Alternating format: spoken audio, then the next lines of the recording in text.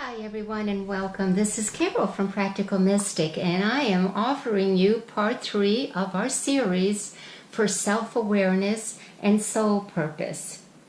We began our journey to self-awareness in part 1 by identifying with our personal lifetime cards. For some there could have been only one card, and I'm giving you an example of the Hermit. For some of you it may be 2.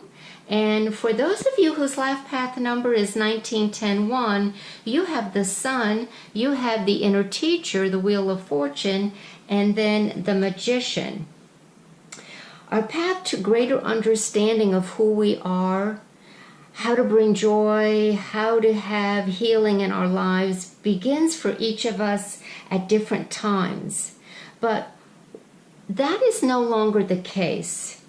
We have entered a new millennium, and it is causing a shift in energy and consciousness. The results is being felt individually and collectively, and there's a sense of urgency to understand, to find meaning and purpose of who we are and what we're here for, as we're seeing so much changing around us so quickly.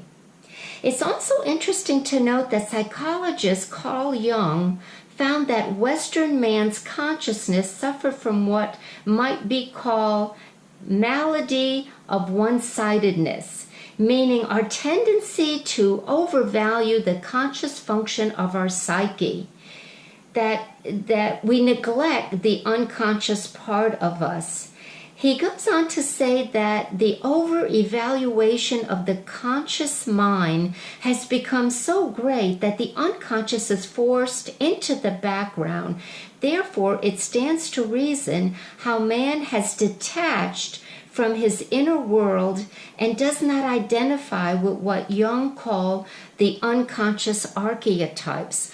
We are seeing that changing slowly now in the 2000th century, ever since we entered into, I call, the energy of the feminine. Now, these archetypes they're designed to act as link to our higher self and cosmic mysteries. Carl Jung also says, along with psychologist Abraham Maslow, that archetypes and the tarot are tools that can be used to facilitate profound insight to one's state of consciousness. As stated previously, tapping into the wisdom of the archetypal images, especially those which are connected to our own personal psyche, gives us access to deeper awareness and untapped potentials within us. The unconscious thinks and acts in symbols and pictures, and that's what the tarot card is all about. Therefore, if we use our personal tarot cards as focus points, we have a picture which is filled with universal symbols. They are already known and understood on a soul level. You can also say the collective unconscious. So when we connect with these archetypal symbols on the cards and we sense an essence, a connection, that energy will surface to our conscious mind once again. So, what are some of the ways that we can facilitate this process? Well, you heard me say in our first series, Meditation for One. Find a meditation system and method that works for you. There are plenty online as well as books. There are guided meditations, whatever suits you with your time that you have, but meditation is crucial because meditation is a way of accessing the divine. It's often said that prayer is us talking to God and meditation is allowing God to speak to us. The next thing is breathing techniques. It goes hand in hand with meditation. A peaceful, relaxing mind of the breath. It really does relax our mind and our bodies, the breath, the deep breath. And it has, it's for better meditations. It makes for a greater meaning in our meditations. We take breathing, which is a natural function of the body, for granted. Proper breathing techniques are said to increase oxygen flow, help strain our lymphatic systems of the body, and increases our ability to concentrate and revitalizes our internal organs. What's amazing is knowing that it is in the deep exhale that we relax into our deeper self and release stress, worry, doubt, and fear. The in-breath allows you to absorb precious life force, prana. I truly believe healing of the body and the mind occurs when the body is experiencing deep relaxation, feeling safe, and of course surrounded by love. Now, I have these books that I think very highly of concerning breathing. This one, let's start with this one. Science of Breath, a Practical Guide, Controlling the Breath and thus Calming the Nerves. It is a prerequisite to controlling our mind and our body. Swami Rama, Rudolph, Ballentine, MD, and Alan Hymes. And basically, it is marrying Western and Eastern philosophy. And this has a lot to do with increasing breath for stamina, for people who are athletic, dancers, physicians, respiratory. It is an excellent book.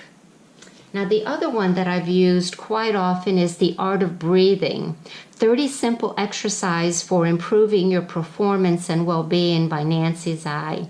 And yeah, there are plenty of exercises that she has in here.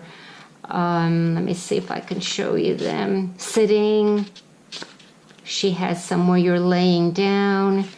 Again, this is tapping the endless power of the air around us.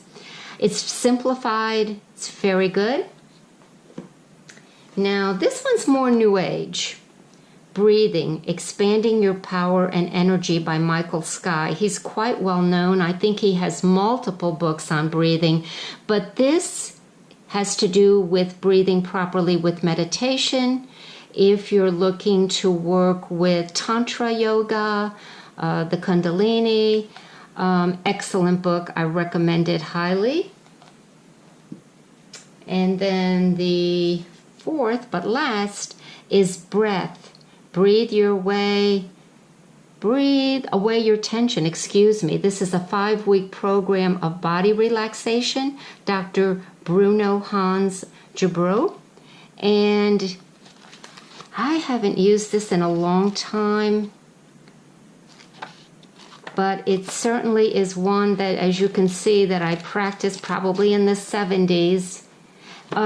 Yes, I recall that it has also to do with partnering, but again, it has to do with relaxation. Okay, not only that, but I wanted to give you now an example of techniques you can begin today. Begin by making a conscious effort to reconnect within yourself as often as time allows. Sit in a quiet space and take a deep breath in, and as you exhale, say, I am that I am. Continue breathing deeply, using your diaphragm, having the inhalation equal to the exhalation is very beneficial for your inner workings of the body. And this time say, I am love as you exhale your next breath. Take note of how that feels. Continue this practice until you sense a calming and relaxation within. Other phrases you can use in this short little exercise is, I am joy, I am whole, and even I am abundant. What this is set to do is to bring us into realignment with our inner being, our inner guidance, our true self. You are also showing love and attention to an aspect of yourself which often is set aside in our busy life. It's important to release what you feel that could come up as a block. While you're doing this, you may sense, I am not love, I am not joy, I am not whole, and that is okay. Honor it and release it, and then repeat the positive affirmation over and over again. Now, when you connect with your breath, you are connecting with you. So, I hope you've enjoyed this little short excerpt. It is part 3. Please feel free to comment, ask me any questions, and email me if you like. If something is private or more in-depth, love to hear from you. Thanks, everyone. We'll see you again soon. Bye-bye.